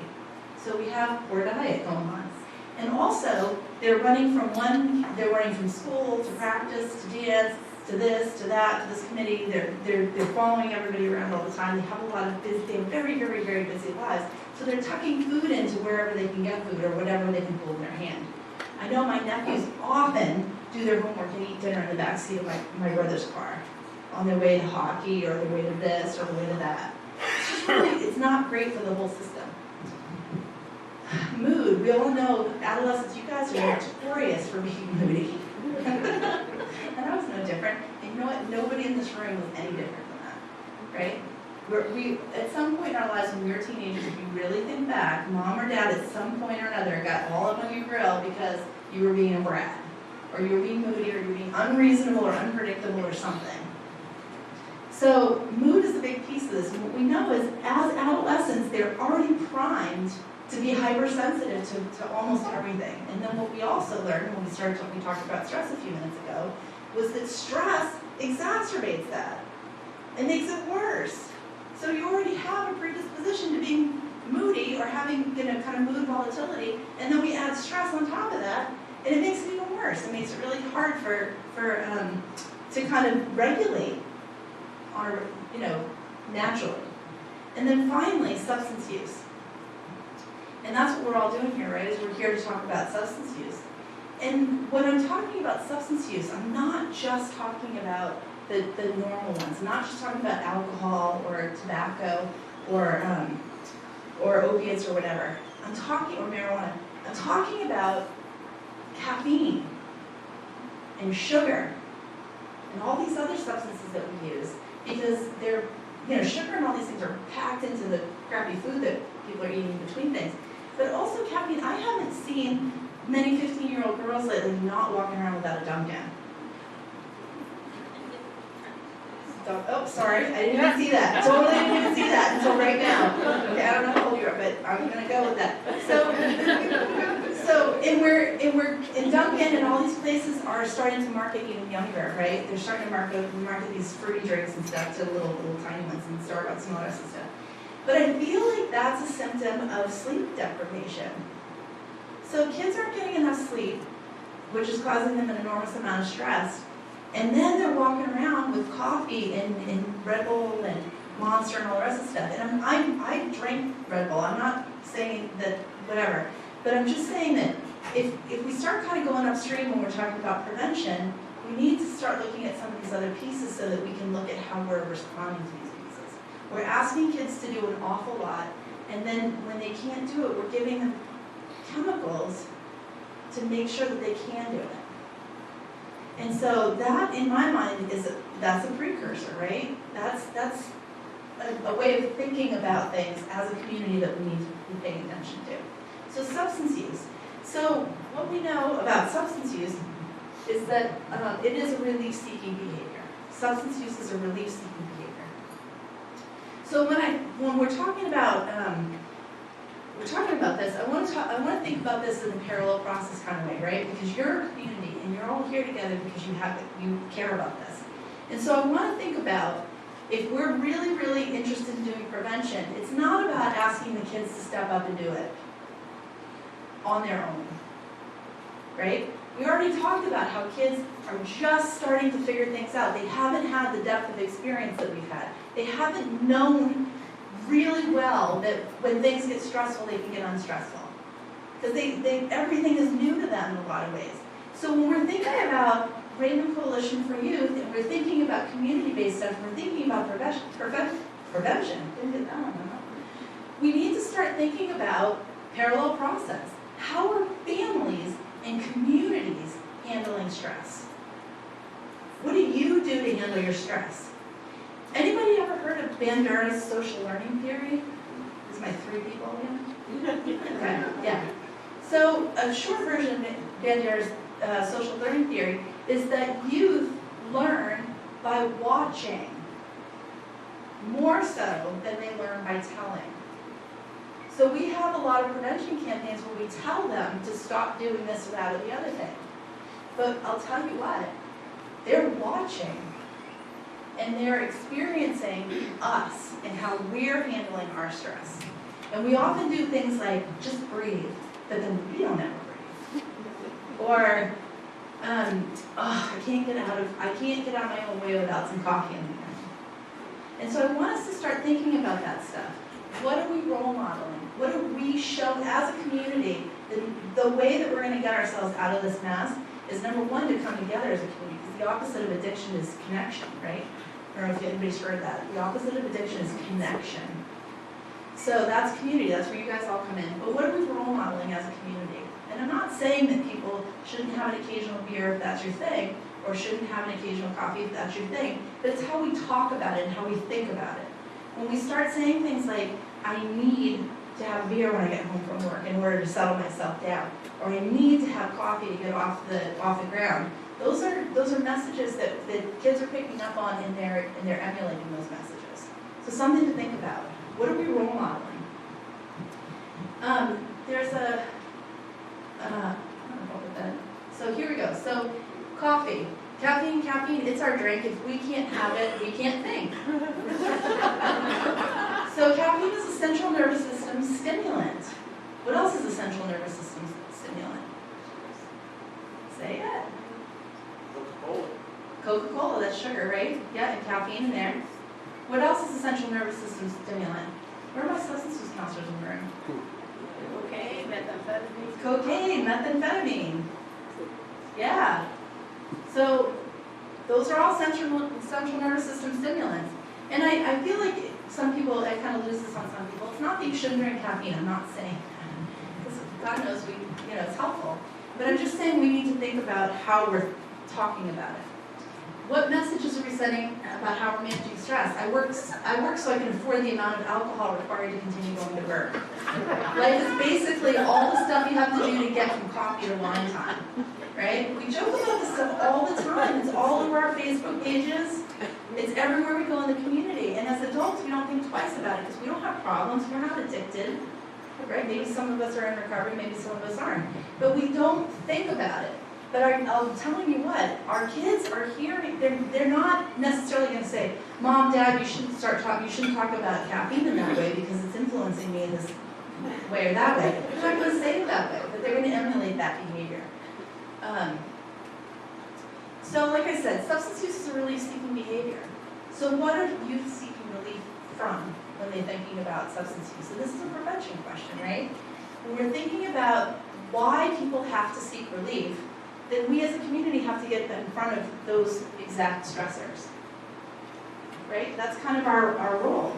And so when we're thinking about seeking relief from being tired, we think about having coffee. When we seek relief from having severe emotional pain because we have ACEs, then we're starting to think about some other things, right? Opiates are fantastic for reducing psychic pain. We use them for physical pain, but they're really, really good for psychic pain too. So when we think about teen substance use as a novelty or risk-taking behavior, their brains are rewarded, their brain's reward circuits are primed for reward and novelty, right? Youth are highly motivated to seek not only new experiences, but sensations.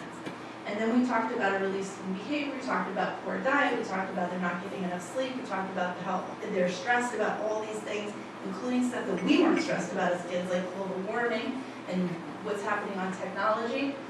We have a whole bunch of pieces there, right? The earlier youth engage in substance use, the higher their risk for dependence in adulthood. But we knew that, because you guys know that stuff already. So how can we help? It's one thing to talk about what's wrong. It's another thing to talk about what do we do? As a community, what do we do? We start by ensuring that youth are getting rest and eating well. And sometimes that's a change in policies. If you're coaches, if you're teachers, if you're schools, if you're whatever, think about, are your policies in line with the message that you're sending? If you're saying that we want youth to have healthy, happy lives, but our policies and our behaviors don't support that, how can those two things happen? And then what we do is we say, well, the kids need to step up. I'm not saying the kids don't need to step up, but we as adults need to step up. And we need to do what we need to do to make sure that they are in the best possible position for that. So, ensuring that youth are getting downtime. Youth today don't get much downtime.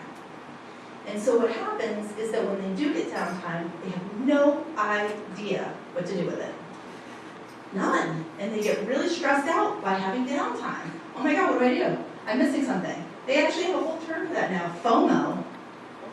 Fear of missing out. Like you always have to be in the middle of it because you're, I have time on my hands. I must be missing something, right? So we need to make sure that kids are getting downtime and then they can just be, and learn how to tolerate that and learn how to be creative and explore that on their own. And we as parents and adults have to give them the space to do that. Because the other thing that happens is that kids want to go off on their own and do something, and mom and dad, where are you? Is your phone plugged in? Do I know 4 people that are going to be around you? Do I know all their parents? Do I know, you know what I mean? And we're like right up there, they're rare. I learned about this new thing recently. You all have heard of helicopter parenting, right? Everybody heard of helicopter parenting? Yeah. There's this new thing called lawnmower parenting. Have you heard of this? Have you guys heard of this? It's lawnmower parenting. And someone raised, yeah, I see you. You're shaking your head. Lawnmower parenting is where you remove all obstacles from in front of your children so they never have to experience pain. And what that does is it also takes away any opportunity for them to learn about how to manage that stuff. So then we have an epidemic of 18, 19, 20-year-olds going to college and having complete meltdowns because their parents aren't there to remove all the obstacles from their path and they don't know what to do. So we need to make sure that youth are getting downtime so they know how to tolerate downtime. They know what to do and they know that they can manage through that. The third thing that we can do is model healthy stress management. Youth are watching and listening, but they're watching what you're doing. And then staying close but allowing for individuation. They need you, but they don't need you all the time. They're going to need you less and less. And there's an evolutionary reason why youth leave their family units. Anybody want to take a guess at that? What happens if people never leave their family? Well, I would say society would end, right, as a whole. Like we would know, or we would have a real big problem on our hands. Youth must leave home. They must go out and individuate. They must go and be with other people and carry on the species. So those are some pieces that we can do to help. So we can't always avoid the stressors, but we can learn how to manage the stress. And that picture, you can't even see it. It's a guy in a guided wave with a circuit board, and I thought it was a cool picture, but it's not coming out. So we can't always avoid the stressors. The stressors that are in our life, like global warming and school and our parents, we can't avoid that. That's part of our life. There's nothing we can do about that. But we can learn how to manage the stress. And we have to learn how to manage the stress in order to have health. So number one way of completing the stress cycle in reducing our stress. So we're at school all day, we have a lot of really difficult things. The first thing that's helpful for us to move from the sympathetic to the parasympathetic side. Remember Captain Underpants up there in his, rest and digest? The number one way we can get from one side to the other is physical activity. Going to take a walk, dancing it out to Beyonce, whatever. Like moving, physically moving your body and doing something physical. That's the number one way. So that's why sports really are great. Sports and marching band, that was my jam, and cheerleading and theater and all that, being in a regular band, that's all physical activity. The second way to complete the stress cycle and to bring down our stress is positive social interaction. The number one way to make sure that you feel, that you know that you're safe is when you're having a friendly chat with somebody. Because if the bear or the dragon is chasing you, you're not stopping to have a friendly chat. So your body automatically knows that you're safer when you have social, like just friendly social interaction. But we know that there are, some stressors there for kids too, especially interacting with peers. Third way is affection. I think that the number is 20 seconds for a hug. If someone's hugging you for 20 whole seconds, chances are you're not being chased. So your body, that's another really great way for your body to signal itself that you're safe. A 20-second hug. Isn't that nice? Shouldn't we just all do that all the time? We should just hug each other. I'm a social worker and they frown upon that. Isn't that weird? Like, you'd think that would be my job, is just going around handing out hugs. But they frown on that. They'll take my license away. The fourth one is laughter. And this is why I opened with my dumb joke about the lawyer and the priest that some of you laughed at, thank you. But the fourth way of really knowing that you're okay and that you're safe and bringing down the stress response is laughter. It's laughing. Life is really hard sometimes, so figuring out a way just to be light and airy and laugh about the world is just a wonderful way of reassuring your body that you're safe. And then finally, mindful breathing. Number one way to reset your autonomic nervous system. So you all have something that was handed out at the beginning of your presentation on your table. And I'm going to invite you to pick them up and join me.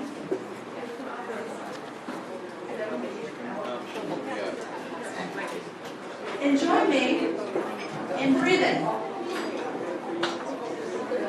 No, they're little tiny vials of bubbles. Did everybody get that? So everybody look at your bubbles. Proceed to open your bubbles and breathe.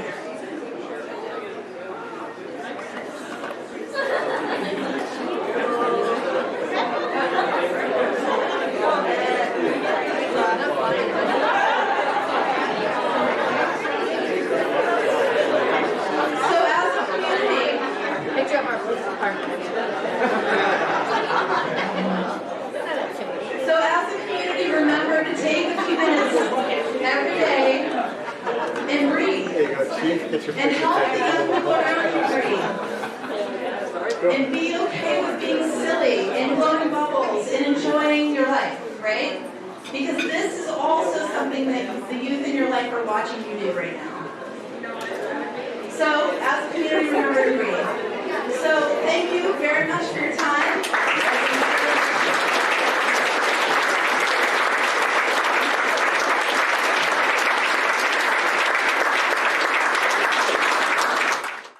So now I get to talk to you a little bit about our youth action groups. My name is Christine. I get to work with both of our youth action groups at the middle school and the high school level. This is part of my job that I really enjoy. I get to hear their concerns and work with them and bring them to the table at community meetings, at events like this, to let you know what's on their minds. Our middle school group is not here with us today, but I just wanted to give them a little shout out because they are an important part of the group. So we meet up with them every week on Wednesdays.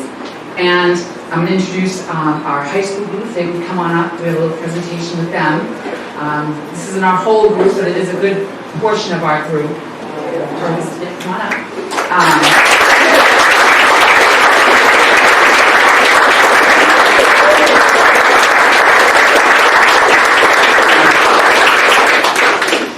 And we meet on Tuesdays. And with the help of Mr. Bill Hayes, from one of the teachers at that high school, he's helped us really get together some of these great kids and work with us to get them going and get the group together and share with you some things that they have on stress. So with that, I'm going to give the mic and just so they can quickly just go down the line and give their name, what grade they're in, and then we'll get started. I'm Danny Hutchinson, I'm a junior. I'm Alex, I'm a junior. I'm Emma, I'm a senior. I'm Aaron, I'm a senior. I'm Hannah, I'm a senior. I'm Tina, I'm a freshman. I'm Jackie, I'm a freshman. I'm Melissa, I'm a junior.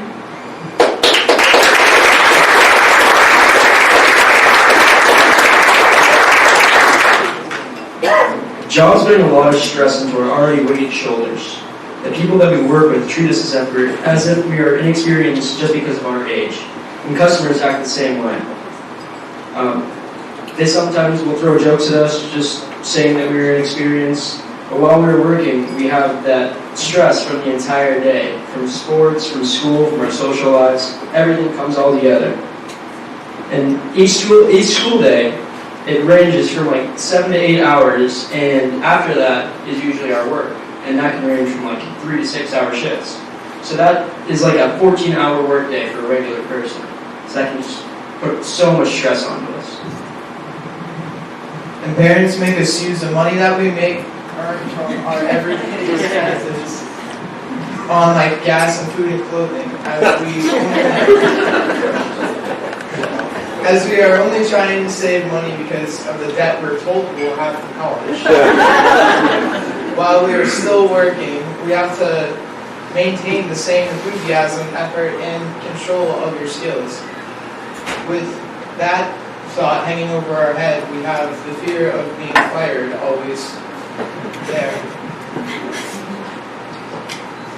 Even though people don't realize it, sports do have a stressful impact on growing teams. The time we put in for all sports takes away the time we can be with our family. Due to most sporting activities, athletes miss out on family occasions such as birthdays, holidays, reunions, and more. The extended practices and the high competition games take up a majority of athletes' lives and make it so they have less time to be with their loved ones. Sports are important to most teens' lives, however, spending time with family should be a top priority.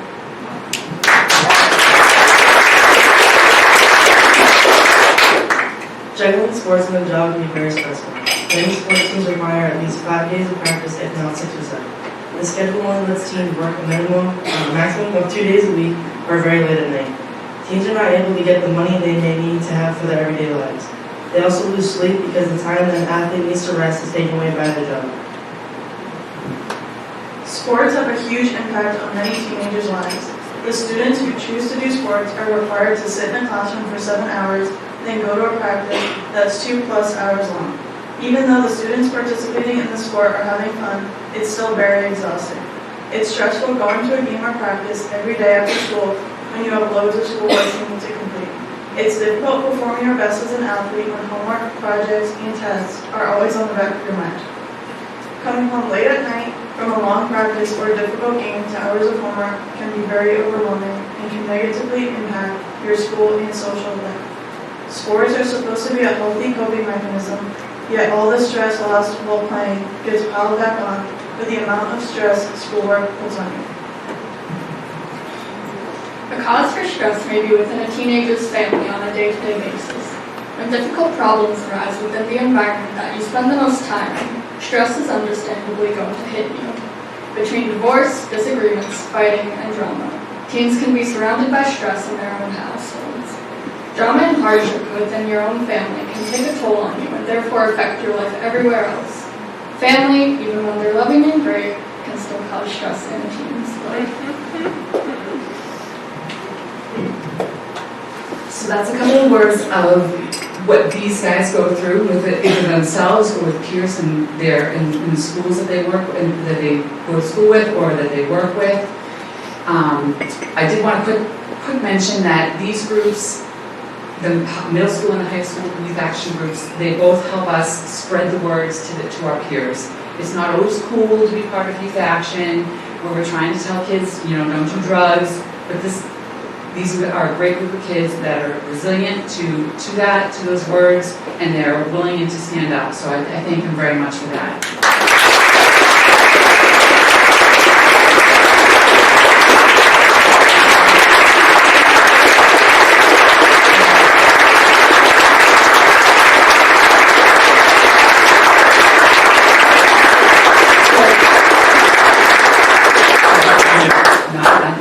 Thank you, Mr. Hayes. So a couple of them have just little tips for you guys to take away to kind of help them combat their stress. So I'm going to let them speak. There's just 3 or 4 of them. You don't always have to answer. When we come to talk to you, we're just looking for someone to hear out what we want to talk about. We're not looking for you to go out and solve our problems for us. We had a long day too.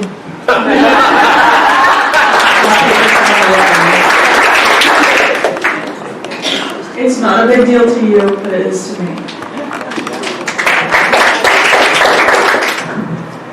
So that's our youth action group, guys. So thank you again.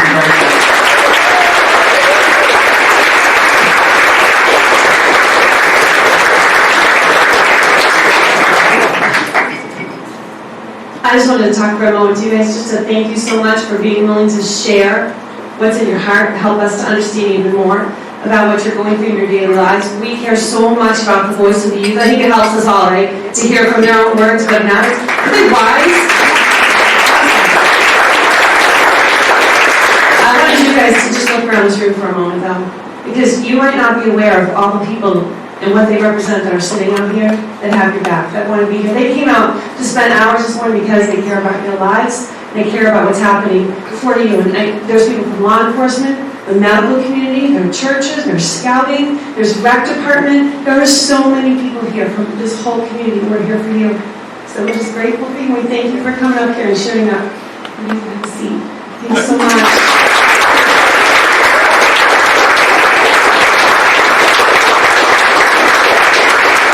As we wrap up our day today, we're just grateful that you took the time to come out this morning. And, you know, I was thinking about this little tree, and I was watching it all morning, and I thought, probably a lot of us came in this morning thinking about it being a forest of a community, right? We all come from these different sectors of the community, we're all these little trees.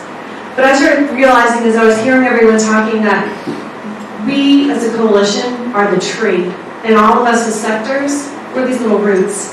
And the more that we do that together, the stronger we're going to be, and the stronger we're going to be for our youth. So I think the more, I was listening to Celeste as you were talking about the Raymond cleanup, and just thinking about how all those different organizations work together to build one mighty tree, one mighty thing, a bigger impact. So the more that we can do that, build one tree together, I think the stronger we're going to be. And 17 years from now, in the next 17 years, we're going to be even stronger. And I am so excited to go on that journey with everyone. So thank you on behalf of the board, the staff, and especially our youth action. We just thank you for showing up today and hearing and listening.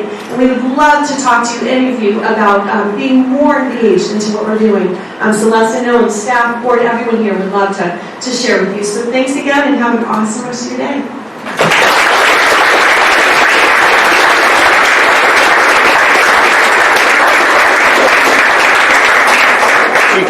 Take the chocolate from it, please, too. Okay, yes, everybody give it a try.